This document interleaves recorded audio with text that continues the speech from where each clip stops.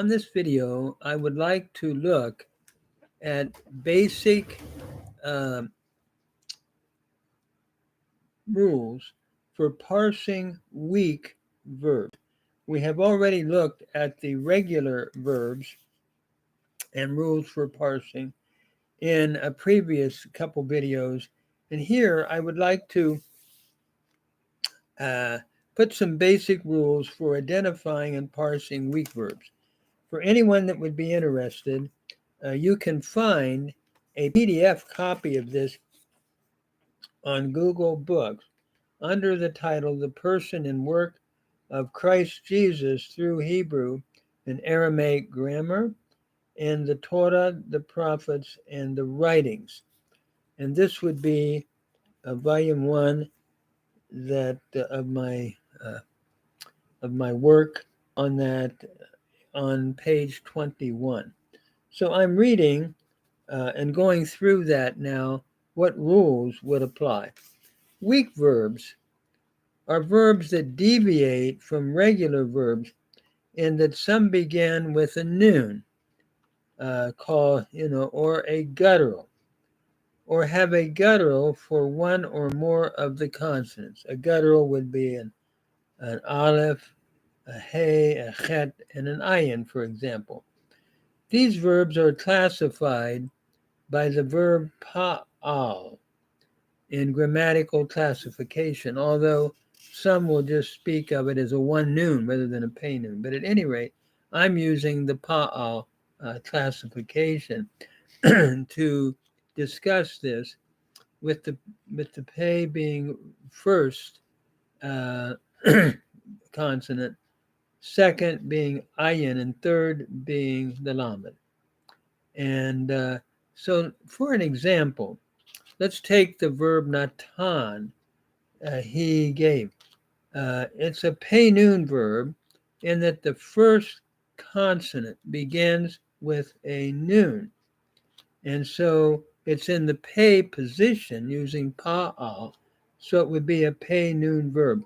Some grammarians just speak of it as a one noon or a first noon. And then let me just go through some of the examples of weak verbs. Pay noon is where the noon is in the position or the first position, the pay position, or the first position. An example again, natan. Pay yod is where the yod is in the pay or first position, like yatsa, to go out, for example. And then pay vav is where the vav is in the first position rather than the yod. A lot of times pay yod, what looks like pay yod verbs historically were pay vav verbs, like va-shav. Then you have what are called Pe Guttural verbs, one guttural, azav, he forsook, where the ayin is in the first consonant. Then you have Pe Aleph verbs, where the aleph is in the first consonant, like amar, he said. And then you have ayin guttural, where in the ayin position you have a guttural, like pa'al,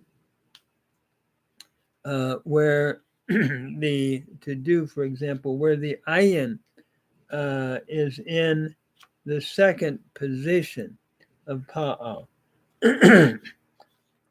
Then you have a lamed hey, where the lamed is in the final position, like haya, and lamed being, we could even call it a third hey. Then you had lamed guttural, where the final consonant is a guttural, like shama, to hear, where you have an ayin in that third position. Or you have what are called middle weak verbs, like ayin vav, kum, where in the ayin position or middle you had a vav, and kavam became kum. It became weak, for example, and changed to kum. Then you have an ayin yod, where the ayin yod is in the middle position, in what would be the ayin position, number 2. Remember, Pe 1, ayin 2, and lamed 3. And that would be seam.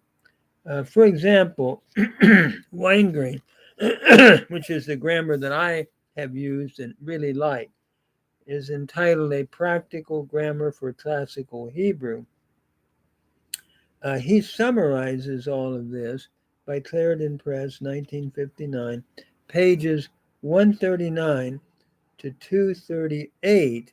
You get a full discussion of the grammatical study of weak verbs. So what I'd like to do now is to go through some of the rules for identifying and parsing weak verbs. First of all, let's look at the Pe Nun verb, natan. The basic rule is that of assimilation.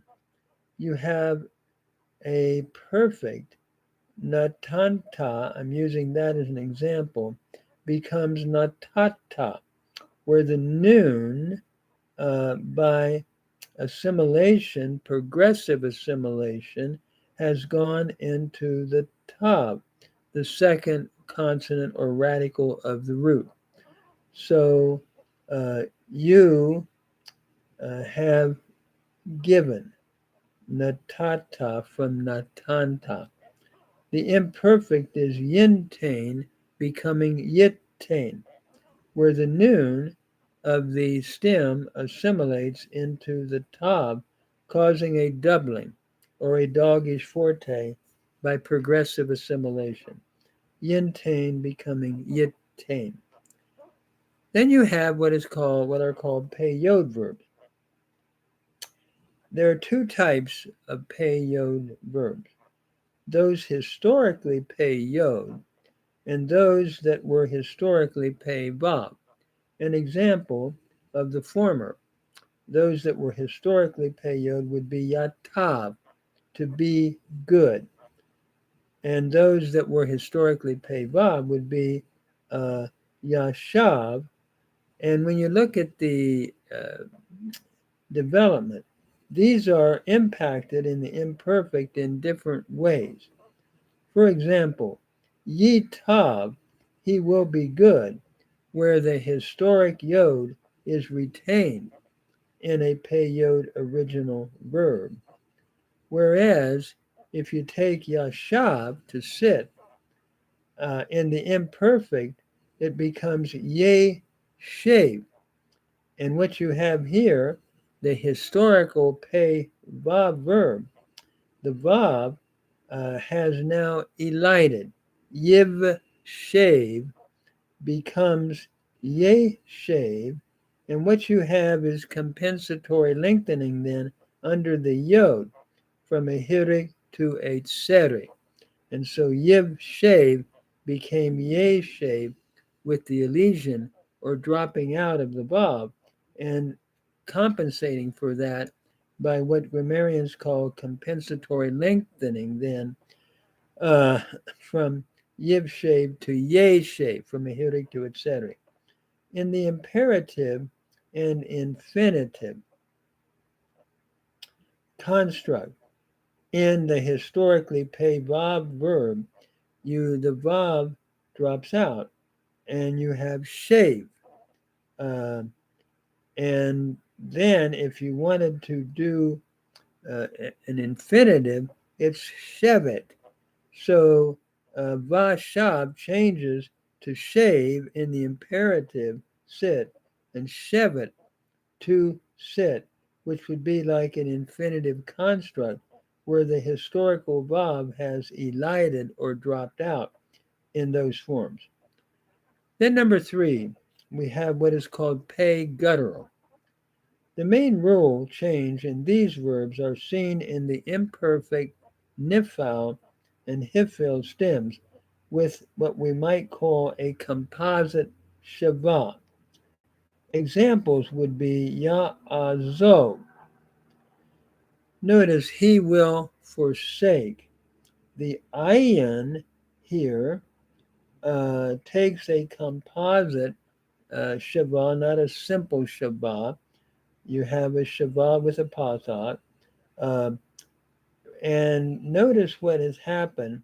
Ya'azov, the ayin takes a composite hatef pathak or hurried pathak, which changed the expected hirik under the yod to a pathak under the influence of the pathak in the hatef pathak, the composite Shabbat. So we have Ya'azov, where the yod in the third imperfect, the va or the pathak under that appears under the influence of the hurried pathak under the ayin, Ya'azov. Nifal is ne'azav. I'm using again azav to forsake. He has been forsaken. Where the segol occurs under the noon because it's corresponding to the segol of the hatef segol under the guttural, under the ayin, rather than being a yod, as in nifal, for example. As in Yifal.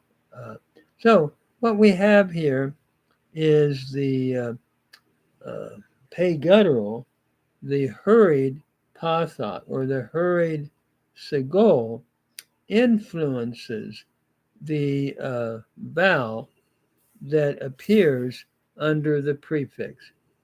And so let me stop there. I'm going to divide these up into several different, can I say, videos. Otherwise, it becomes too long and overwhelming. Let me just stop at this point.